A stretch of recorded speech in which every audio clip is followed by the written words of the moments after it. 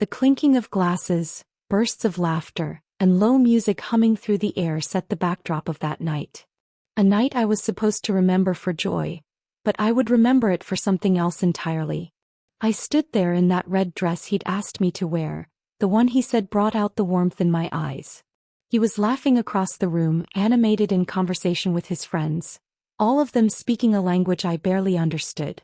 I knew bits of it, sure. Enough to catch greetings, simple sentences. But not the nuances. Not the sharp edges hidden behind syllables meant to exclude. That night I would learn those edges could cut deep. Daniel and I had been together for 3 years. We met in college in a philosophy class neither of us wanted to take. I liked his quiet confidence, the way he listened more than he spoke. Or maybe I was just young and hungry for someone who paid attention without interrupting. He was the only child of a tightly knit European family, Romanian to be exact. They carried their language like a secret. They weren't cruel. Not at first. But over time I noticed the way his mother would switch tongues mid-conversation. The way her eyes would linger on my clothes, then flick to Daniel with a half-smile. I told myself it didn't matter. That love didn't need translation. I was wrong. That evening, Daniel had invited me to his cousin Vlad's engagement party. The venue sparkled with golden fairy lights, casting romantic shadows across tables filled with meats, pastries and plum brandy. Everyone there spoke Romanian. Everyone except me. I stood smiling, sipping sparkling water, listening to jokes I didn't understand. I asked Daniel to translate a few times, but he always waved me off. It's nothing, babe. Just some stupid inside jokes. But the way they laughed, louder when I was near, softer when I walked away, it told another story. I began to feel like a decorative object in his world, not a partner. Like I was there to be seen, not heard. And I had always been so careful. So quiet. So polite. Then came the moment. Daniel stood up to give a toast. Everyone turned toward him with raised glasses and knowing smiles. I smiled too. I thought maybe this was his way of acknowledging me, of pulling me into his world, of making me feel like I belonged. He looked at me, smiled, and then spoke fluently, confidently in Romanian. At first I caught only the basics, how beautiful the bride looked, how happy he was to be surrounded by family. But then he gestured toward me. People leaned in. Some snorted laughter. One woman, his aunt I think, actually slapped her knee. I stared at him, confused. Daniel, I said softly. What are you saying? He waved it off again, grinning. Just telling them how you tried to cook sarmale once. It's cute. But the laughter didn't match the story. Their eyes flicked over me like I was a punchline. And then, God help me, he mimicked me. My voice. In broken, slow Romanian. Like a child. He acted out the way I'd tried to speak to his grandmother once. They howled with laughter. It was all in good fun, he said later. But I knew what I felt in that moment. Humiliation. Complete and deliberate. He mocked me in a language I couldn't fight back in. He turned my efforts, my vulnerability, into a stage joke. And I stood there in the red dress he'd chosen, smiling like I didn't feel the sting behind their grins. I didn't cry. Not that night. I smiled. Because something inside me, something small but sharp, snapped. It didn't break me. It woke me up. Daniel wasn't a mistake I'd made. He was a lesson I hadn't yet finished learning. And tonight had given me the final chapter. The party ended. He was tipsy, swaying slightly as we stepped outside into the cold night air. He kissed my cheek and told me I was such a good sport. That his family really liked me. That I fit in so well. I nodded. I kissed him back. I told him I was tired. I thanked him for the evening. I held his hand on the ride back to his place, and when he collapsed onto the bed in a drunken haze, I tucked him in like I always did. But I didn't sleep. I sat there staring at him. He didn't see me as an equal. He saw me as someone to manage. Someone to perform. Someone to bring out, show off, and ridicule behind closed doors he thought I couldn't open. But the door was wide open now. I wasn't hurt. I wasn't broken. I was wide awake. The next morning I made him breakfast like always, eggs, toast, coffee with too much sugar. He kissed my neck, told me I was amazing. He didn't remember the toast. Or maybe he didn't care. Men like Daniel often pretend to forget the weight of their words. But I never forget how they made me feel. That day I began the quiet work of reclaiming my life. Step 1, I called my sister. She was a tech genius, freelancing in cybersecurity. I told her I needed help. Quiet, professional, no questions asked. She didn't even hesitate. Send me the details. Step 2, I stopped asking questions around Daniel. Instead I listened. I started to notice things. Passwords. Patterns. How often he left his work laptop open. The folders he thought I'd never open. It took less than 2 weeks to find what I needed. Daniel had secrets. Not just from me but from the company he worked for. And the government contracts he touched. Nothing illegal. But messy enough. Questionable enough. And thanks to the digital breadcrumbs he left behind, I had a roadmap to his vulnerabilities. I didn't rush. I didn't lash out. I documented everything. Step 3. I started learning Romanian. Seriously this time. I hired a tutor who didn't ask questions and gave me all the dirty colloquial details. The slang, the insults, the phrases too sharp for Google Translate. I listened. I practiced. And I remembered. I remembered every word he said that night. I found the recording from the engagement party. His cousin had posted a video online. The part where Daniel mocked me wasn't included in the highlight reel, but it didn't matter. I had enough context now. I watched it alone one night, earbuds in, the screen glowing against the dark. He laughed so easily. I smiled again. But not because it was funny. Because I could already see the end. The day it would all come crashing down. The funny thing about revenge. It doesn't need fire, it needs time. And I had time. In the weeks that followed that humiliating night, Daniel carried on like nothing had happened. Like the girl in the red dress with the forced smile had melted back into the wallpaper of his life. He still kissed me goodbye every morning, still called me babe, still played with my hair when we watched movies like everything was normal. And I let him. But I was learning a new language. Not just Romanian but the language of watching quietly. Of stepping back just far enough to observe. Of silences that stretched just long enough for truth to unfold. Daniel never noticed. Most men like him never do. They mistake loyalty for blindness. Kindness for weakness. Silence for approval. But I wasn't silent because I'd forgiven him. I was silent because I was focused. My Romanian tutor, Emilia, was around my age. Sharp, sarcastic, with a voice like velvet and a past she never talked about. She taught me not just phrases but tone. Context. Cultural undercurrents. She knew why I was learning even though I never said it outright. One day she just looked at me and said, "You want to know what they really said that night, don't you?" I nodded. He played the video for me again. Slower this time. Word by word. We dissected it until I understood every joke, every barb, every moment they laughed about me like I wasn't human. He hadn't just mocked my cooking or my broken accent. He called me a stray dog that learned to sit. He'd said I was eager to please like a rescued mutt. They'd laughed about how I tried to greet his grandmother in Romanian and said, pregnant instead of happy. His aunt said I was probably with him for his future money. One of his friends said I looked American dumb. And Daniel had laughed. He didn't defend me. Not once. He'd grinned with them, adding fuel to their fire, pretending it was all light-hearted fun. I took notes. I didn't scream. I didn't cry. I scheduled Emilia for more lessons.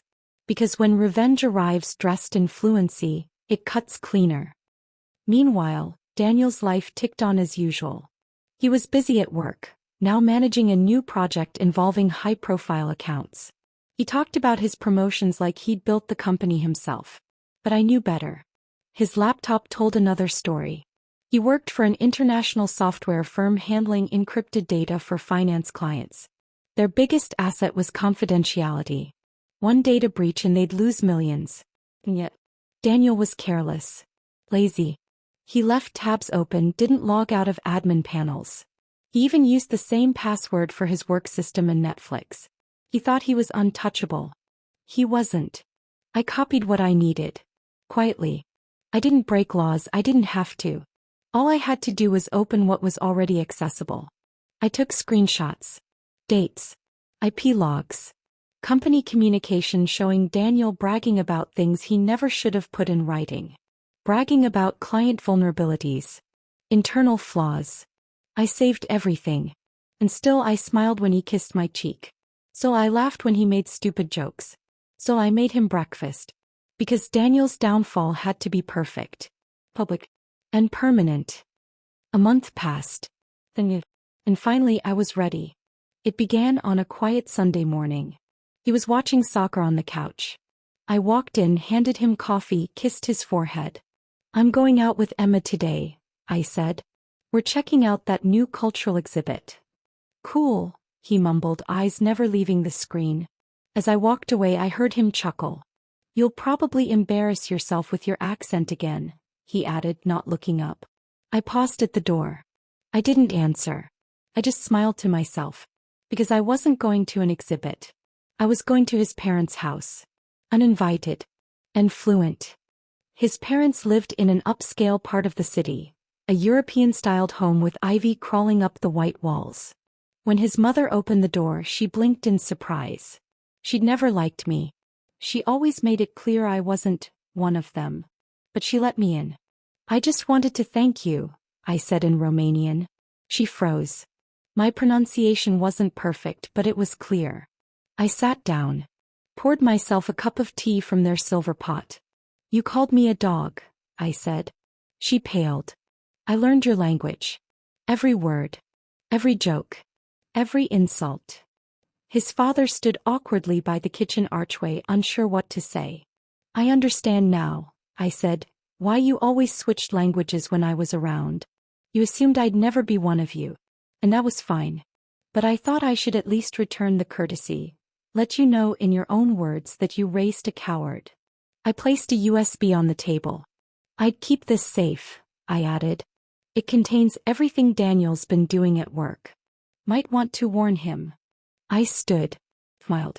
"Thanks for the tea." And walked out. That evening I made dinner. Steak, his favorite. He walked in from the gym, sweaty and smug, dropping his bag by the door. "You're glowing," he said, pecking my cheek.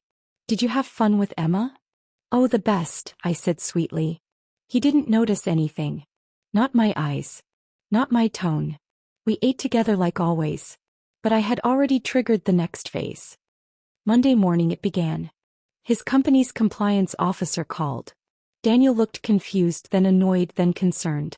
He shut himself in the bedroom for hours, yelling into the phone, claiming it was a misunderstanding, and someone must have hacked the system. I kept vacuuming the living room like I didn't hear him. By afternoon he was pale. "They're doing a full audit," he muttered. "Some breach flagged under my admin ID." "Oh," I said, blinking. "Yeah," he said. "It's insane. Do you want some tea?" He nodded, distracted. I brought him chamomile. Watched him drink it with shaking hands. Over the next week the investigation deepened. He had to meet with the board. His devices were confiscated for review. The company sent him on paid leave while legal teams sorted through the mess. And through it all I said nothing. I simply asked if he needed anything. I listened when he ranted about idiots trying to frame him. And then one night he snapped. We were lying in bed. He was restless, sweaty, spiraling. "You're not even upset," he shouted. "This could destroy me." I turned toward him slowly. "Why would I be upset?" I said calmly. "After all, you said I'm just a stray dog. What do I know about corporate policy?" His eyes widened. "What did you say?" I sat up. "Stray dog. Eager to please. Dumb American. Rescued mutt. Your words, Daniel. At Vlad's party. Remember." His mouth opened. Closed. "You don't speak Romanian," he whispered. "I do now." Silence. And then that slow horror dawning in his eyes. I stood.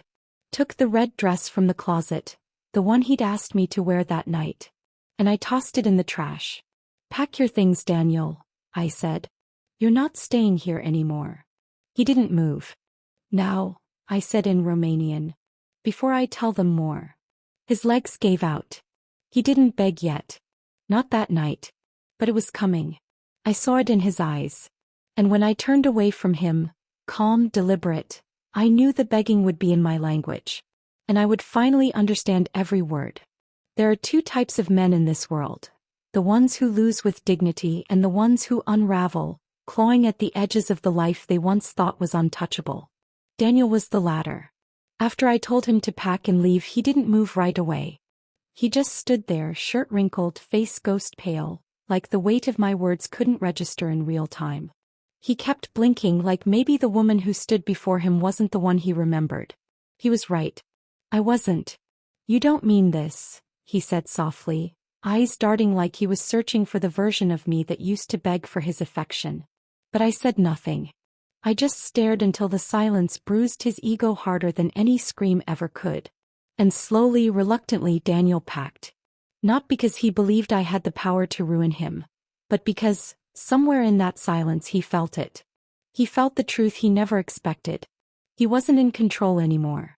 He left the next morning. No goodbye. Just a slammed door and the soft click of defeat. I didn't cry.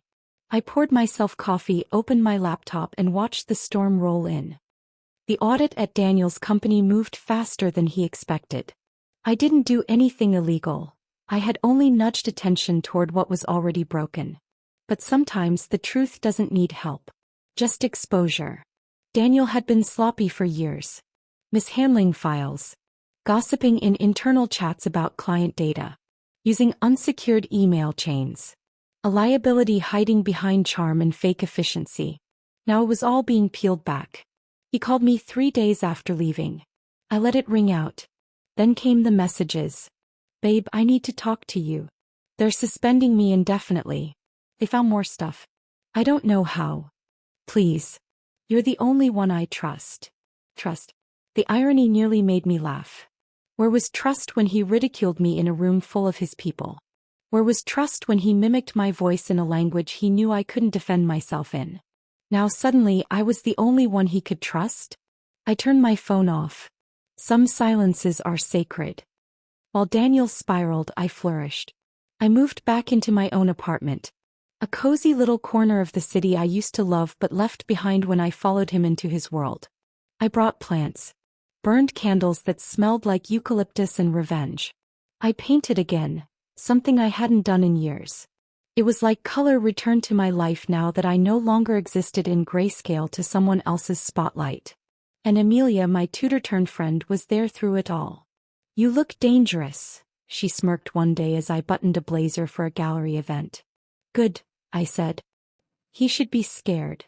That night I spoke fluent Romanian to a group of visitors who were impressed by my accent, my grace, my poise. The same language Daniel weaponized to make me small had now become the tongue I used to make myself fast. I wasn't just learning it. I was mastering it. Because power, I'd learned, isn't in volume, it's in fluency. In knowing exactly when to speak and when silence becomes a blade. 3 weeks after Daniel moved out, I received a letter in the mail. From his company's legal department. It was a simple statement of fact. They had completed their internal audit and were terminating Daniel's employment. His actions violated several security protocols. He was being reported to a governing compliance board. It was polite. Corporate. Chilling in its finality. I placed the letter on the kitchen counter, poured myself a glass of wine, and turned on the playlist I used to play when we cooked together. And I smiled. Because the universe doesn't punish with lightning. It dismantles slowly. Daniel tried reaching out again. This time with desperation sharp in every word. They're freezing my accounts. My parents are furious. They said you came by? What did you tell them? I'm losing everything. Please, if you ever loved me. That last one made me pause. If I ever loved him. I had. Deeply. Fiercely. Enough to learn his language. His family. His rhythms. Enough to betray myself to belong. And he had taken all that love and turned it into a joke for his amusement. I didn't reply. Love deserved more than that. It didn't take long for the news to spread through his social circle. Vlad, his cousin, the one who hosted the engagement party, posted something cryptic on Instagram.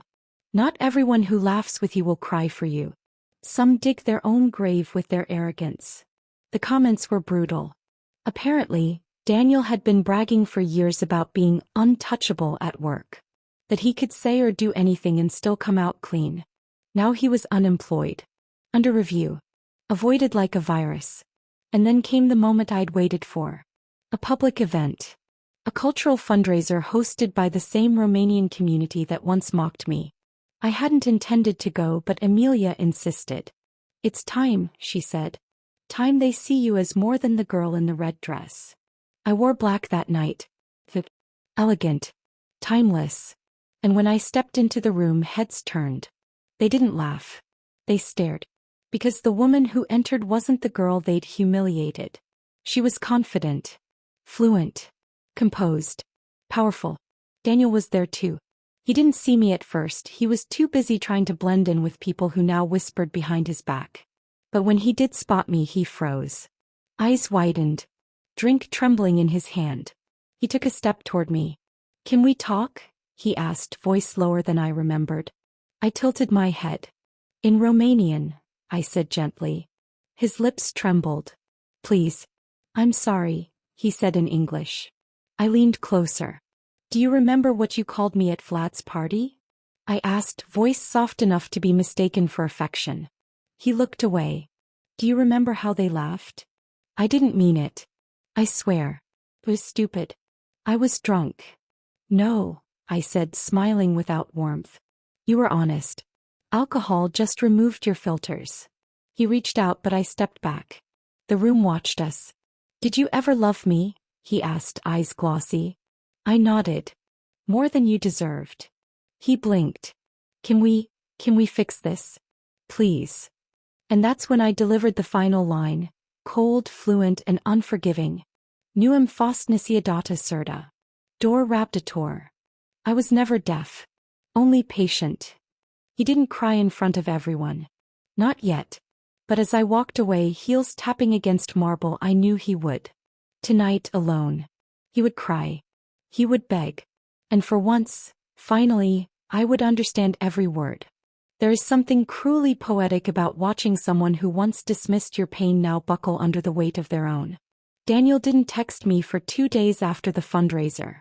2 full days of silence. I imagined him lying on that couch in his parents' guest room, staring at the ceiling, wondering when the people who once laughed with him had started laughing at him instead. But silence is a mirror. And he was finally being forced to see himself in it. By the 3rd day he cracked. The message was long. Too long. "I know I don't deserve your forgiveness. I know I made you feel small and stupid. You were never stupid. I was the idiot.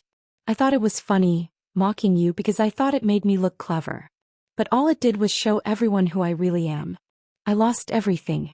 My job, my reputation, even my family looks at me like I'm poison now. You're everywhere. Everyone talks about how you walked into that fundraiser like a queen. Fluent. Poised. They admire you now. And I'm just nothing. I'm begging you. Please let me make it right. I'll do anything." Anything. Funny word that. People only say anything when they're cornered. I didn't reply. Not because I didn't have anything to say, but because his desperation wasn't the end. It was the middle. The wound still needed to fester.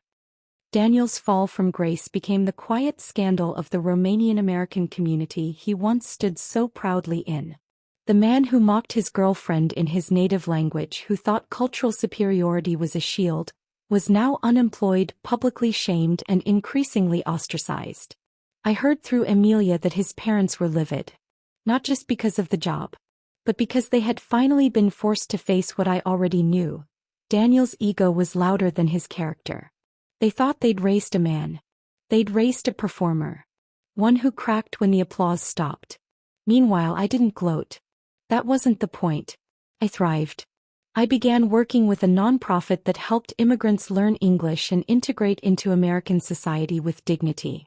It felt right. Healing even. I stood on the other side of the experience now, fluent in both language and betrayal. I knew what it meant to feel like an outsider. And I also knew what it meant to stand tall in the same room where they once made you small. I began speaking at events. Publicly. Sometimes in English. Sometimes in Romanian. Always with grace. People started recognizing me. Not as Daniel's ex, but as the woman who walked into her pain and came out fluent in power. And then came the interview. A small but respected podcast run by a Romanian-American journalist. She'd heard about the scandal in vague terms, but what fascinated her wasn't the gossip. It was the transformation. She wanted my story, not the salacious details, but the journey. The humiliation. The silence. The rise. I hesitated at first. But then I remembered that red dress. The way I smiled through their laughter. The way Daniel grinned as he mocked me. I said yes. And I told the story, truthfully, emotionally, and without names. But everyone knew who I was talking about. The episode went viral in our circles.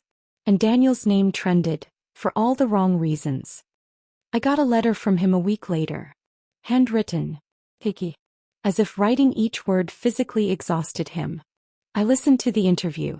You didn't have to spare me, but you did. You could have destroyed me completely. But you didn't name me. And somehow that hurts more. Because it means you didn't need me to win. But I'm still here. Still begging. Not for us, I know that's gone. But for peace. I can't sleep. I keep hearing your words in my head. I was never deaf, only patient. It haunts me. Please, help me end this spiral. I don't know who I am anymore. There was the final stage of a narcissist's unraveling. The appeal not to love, but to pity. But I didn't feel pity. Not because I was heartless. But because he was only haunted now by a voice that had once been his favorite target. The day the university reached out to me for a speaking engagement, I knew the final step of my revenge had arrived. They wanted me to speak at a multicultural panel on language, integration, and empowerment. The same university where Daniel and I met. The same halls where he once told me to just speak English, they'll never get your accent anyway. I stood at that podium in a navy blue suit, calm and composed, the mic reflecting a faint glint of light. The auditorium was filled with students, faculty, and community members. And in the very back row, standing stiffly against the wall, Daniel. Thin. Wearing clothes that hung looser now. I didn't flinch. I looked right past him. I once loved a man who made fun of my efforts to speak his language. I began. He thought his words didn't leave scars because I didn't understand them. But silence is not ignorance. Silence is sometimes observation. Calculation. Patience. The room went still. And eventually, fluency. Somewhere in the back I saw Daniel bow his head. I didn't look again. Because this wasn't about him anymore. It was about me. And every person who had ever swallowed humiliation with a smile because they didn't know the words to fight back. Now I knew them. And I spoke for all of us. After the speech, students gathered to ask questions. Professors shook my hand. A few community leaders thanked me for saying what needed to be said. I saw Daniel leaving in the reflection of the window. Alone. No one stopped him. No one even noticed. The man who once thought he was too important to fail now faded quietly into the margins of the world he used to own. That night I stood on my apartment balcony, a breeze dancing through my hair. Below, the city buzzed, unaware that something significant had just ended. Or maybe just evolved. My phone buzzed once more. One last message from Daniel. I don't expect an answer. I just wanted you to know. I understand now. You never needed revenge. You became something I can't even recognize. Strong. Respected. Fluent. I see now, the worst part of what I did wasn't the humiliation. It was underestimating you. I deleted the message. Not out of cruelty, but because I didn't need his closure. He was no longer part of my story. And the next chapter was mine alone to write. Healing doesn't come with fanfare. It's quiet. Gradual. It arrives in moments. The way coffee tastes richer when you no longer make 2 cups out of habit. The way your reflection shifts. Not because your face has changed, but because you finally see it without someone else's judgment clouding it. For the first time in years, I felt entirely mine. And yet, closure is a curious thing. It doesn't always arrive when you expect it. Sometimes it knocks on your door wearing a familiar face. It was a Wednesday when I opened my front door and saw Daniel standing there. Not the Daniel I remembered. This version was thinner, his skin washed out, clothes wrinkled, eyes bloodshot but dry. He looked muted. "Hi," he said softly, voice almost breaking under the weight of everything he'd lost. I didn't invite him in. He stood on the threshold like someone asking for shelter in a storm they created. "I'm not here to beg," he said quickly. "Not again." "Good," I replied. "Because I don't have anything left to give you." He nodded. "Just let me say what I need to say. Then I'll leave. I promise." I crossed my arms. 1 minute.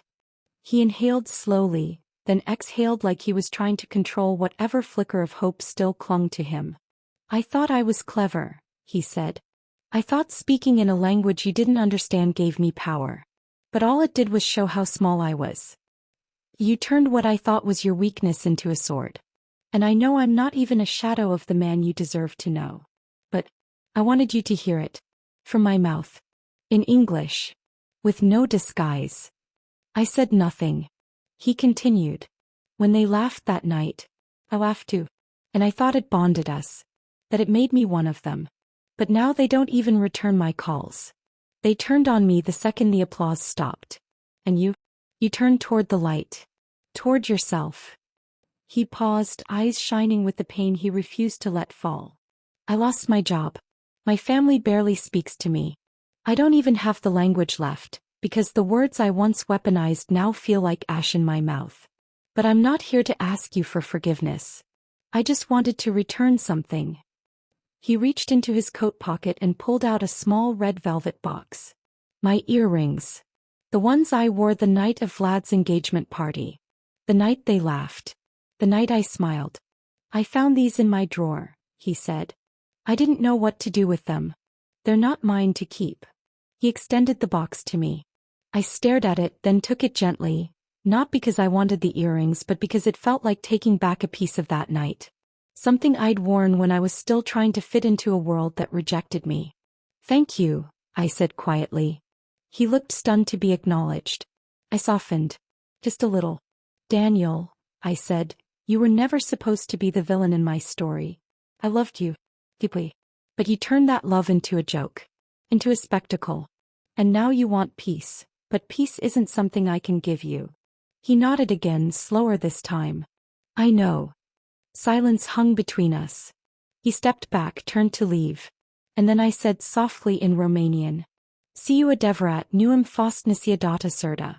Dorm sperat si ai vorbi si you respect." Truly, I was never deaf. I just hoped you'd speak with respect. He paused, closed his eyes, and then walked away. I watched him go, not with anger, not even with satisfaction, but with clarity. The story was over. Not with rage, but with understanding. And that's what made it complete. 2 months later, I gave a TEDx talk. The Power of Silence in a Loud World. I spoke about language. About humiliation. About dignity. About how we often underestimate the strength of those who stay quiet, because we confuse silence with surrender. But sometimes, silence is a blade waiting to be unsheathed. I ended the talk with a quote in Romanian one Amelia had once shared with me. "Respectul nu este cer. Se impune." Respect isn't asked for. It's commanded. The applause felt different this time. Not validation, but recognition. After the event, a young woman approached me, maybe 19, wearing a nervous smile and clutching a notebook. "I just wanted to say thank you," she said. "I'm learning English. I always feel stupid when I mess up." I touched her arm gently. "You're not stupid. You're brave. Speaking in a language that isn't yours is one of the bravest things you'll ever do." She smiled wider, eyes glassy. And in that moment I knew. My revenge wasn't just against Daniel. It was for every person like her. Every woman who smiled through humiliation. Every voice that once trembled in fear. Every heart that had to find its rhythm again after being mocked into silence. Daniel was gone from my life. But the woman who emerged from the ashes of his betrayal? She was fluent. In language. In power. In self-worth. And this time, the only one laughing was me. Closure is not a finish line. It's a quiet door you close behind you with no intention of ever looking back. And once it shuts, there's an unfamiliar stillness. A silence that no longer echoes with humiliation, grief, or revenge. Just possibility. That's where I found myself now. Free. Not because Daniel apologized. Not because the world suddenly grew kinder. But because I took my power back, fluently, gracefully on my terms. And in that quiet, life began to reshape itself. It started on a Tuesday. I was at a small gallery event in the arts district. Local photography, live jazz, good coffee. I hadn't meant to stay long, but the photographs captivated me. Street portraits of immigrants speaking different languages, each face lit with story, resilience, and silence that said more than any caption could. That's when I met Alec. He was standing in front of a black and white shot of a woman at a market stall in Istanbul, her hands mid-gesture, her mouth frozen in motion. "She's arguing over the price," he said without looking at me. I turned curious. "You speak Turkish?" I asked. "No. But I know that look. It's universal." He finally looked at me and smiled. There was no performance in his eyes. No calculation. Just warmth. We talked for 20 minutes about everything but ourselves. The photo. The music. The subtle art of catching moments in movement. He didn't once ask me if I spoke his language. He just listened. I left without giving my number. But fate doesn't need permission. The next day I ran into him again. At the nonprofit where I'd begun teaching beginner English to newly arrived women. He was photographing for a cultural inclusion campaign. "You again," he said, camera slung around his shoulder. "You're either stalking me or we're both creatures of good taste." I smiled. For the first time in a long while it wasn't a mask. It was mine. Alec and I didn't fall fast. We grew into each other. Slowly, like language. One sentence at a time. He didn't ask about Daniel until I told him. When I did, I expected the usual response. Pity, outrage, or worse, advice. But he simply nodded and said, "That explains the steel in your voice when you're calm." I laughed. He didn't. "I'm serious," he added. "You speak like someone who's had to reclaim every word she uses." It was the first time anyone had seen that in me. Not just the survivor, but the architect. Meanwhile, the fallout from Daniel's actions continued quietly. I learned that he'd tried to apply for several new jobs. Every time his reputation followed him. His previous company hadn't blacklisted him officially. They didn't need to. His name came up in conversations and warnings passed quietly between firms. He faded professionally and socially. I didn't interfere. I didn't push it further. Some falls echo all on their own. But one echo still lingered, his mother. She reached out unexpectedly, asking if I'd meet her for coffee. Out of curiosity more than anything else, I said yes. We met in a neutral cafe near the city center. She looked tired. Not aged, tired like pride had worn itself thin. "I won't keep you long," she said. "I just needed to say something you deserved years ago." I waited. "You were good to my son," she said. "Better than he ever deserved. And I didn't make it easy for you." "No, you didn't," I replied. He swallowed. "When you came to our home that day, speaking our language, exposing what he'd done, I was angry, embarrassed. But I also realized how small I had been. How I'd used culture not to embrace but to exclude." I watched her quietly, unsure of where this was going. "I'm not asking for forgiveness," she continued. "Only understanding. You didn't just humiliate him, you taught him. And me." She stood, gently placing an envelope on the table. Inside was a handwritten note. From her. And a donation receipt. To the nonprofit I worked with. "Thank you," I said. Not for the money. But for the fact that she, too, had learned another kind of fluency. The language of humility. Months passed. The leaves turned, the air crisped. Alec and I began sharing more of our lives. Mornings with mismatched mugs, evenings with open books and music that whispered rather than shouted. He never once made me feel like I had to prove my intelligence. He never mocked my accent or my silence or my pauses. Instead, he leaned into them like someone fluent in grace. One evening we sat on my balcony sharing tea. "You know," he said, "you never told me what you actually said to Daniel that night at the fundraiser." I looked at him, the skyline glowing behind his face. I told him, I said slowly, that I was never deaf. I was just patient. He smiled. That's brutal. It was honest. He nodded. And elegant. We sat in silence. And this time it was peaceful. Not sharp. The final act of my story came not with revenge but recognition. One of the women I'd been tutoring, a soft-spoken Somali mother named Zara, stood up during class one day and said, "You teach with fire in your eyes. I want to learn not just English, but how to have your courage." I blinked, surprised. I didn't think anyone saw it. But maybe that was the point. Revenge doesn't have to be loud. Or cruel. Or even public. Sometimes it's just this.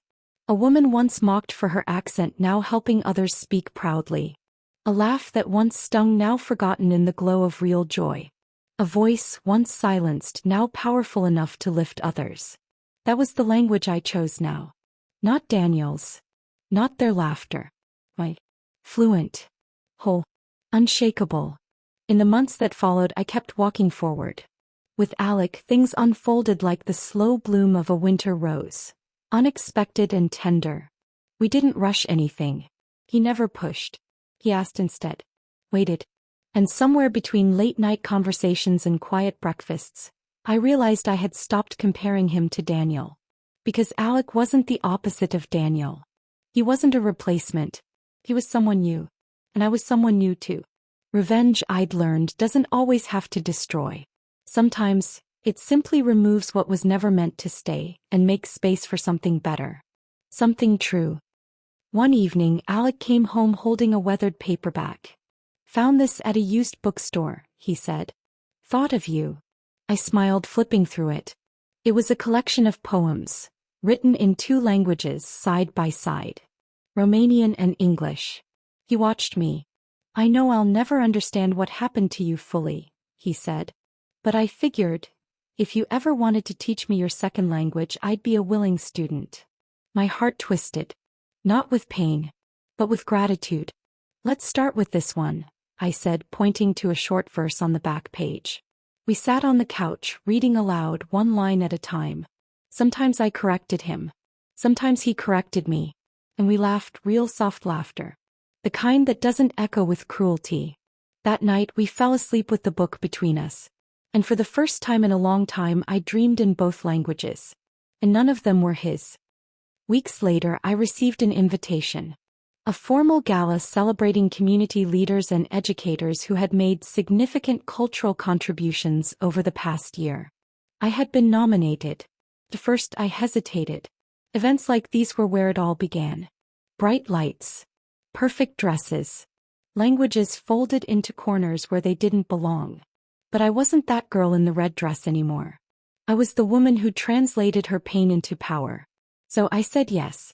I wore navy blue this time. A color that didn't demand attention but held its own in silence. My hair pulled back. My voice calm. My steps steady. Alec came with me. And somewhere during the night after the speeches and the applause I saw him. Daniel. In the corner. Not part of the event, but assisting one of the vendors, unpacking crates of sound equipment with a downturned face and slouched shoulders. His presence didn't startle me. If anything, it felt like the last stone in my shoe had been removed. He looked up and our eyes met. But I didn't look away. I didn't smile. I didn't need to. I simply nodded once, acknowledging, not inviting. And then I turned back to Alec. The moment passed. And so did he. That night, I stood in front of the mirror brushing my hair, my award resting quietly on the table beside me. Alec leaned against the doorframe. "You looked powerful tonight," he said. I turned. I felt like myself. He crossed the room slowly, wrapped his arms around me. "And you didn't even need a sword," he whispered. I smiled. "No. Just fluency." The last words Daniel ever said to me came weeks later. One final letter hand-delivered to the nonprofit's office. No note inside the envelope. Just a short paragraph typed and printed. "You were never invisible. I just refused to see you." I laughed because I didn't know how to admire. I spoke a language you hadn't learned yet because I knew, once you did, I wouldn't be able to look you in the eye. I was right. No signature. No name. But I knew who it was from. I folded the letter once and placed it in my drawer, not as a keepsake, but as a reminder. That power doesn't lie in revenge. It lies in understanding your worth in a language no one can take from you. Now, every time I speak to a woman learning her first English words, every time I see her fumble with pronunciation or shrink under the weight of a room she doesn't feel she belongs in, I meet her eyes and say gently, "You are not dumb. You are not slow. You are not less. You are fluent in courage." Because I lived it. And I survived it. And I walked through the fire in red silk, and came out fluent in silence, dignity, and love. And when the world turned to see what I had become, I didn't scream. I didn't burn anything down. I just smiled. And spoke in a voice they could finally understand. Maybe.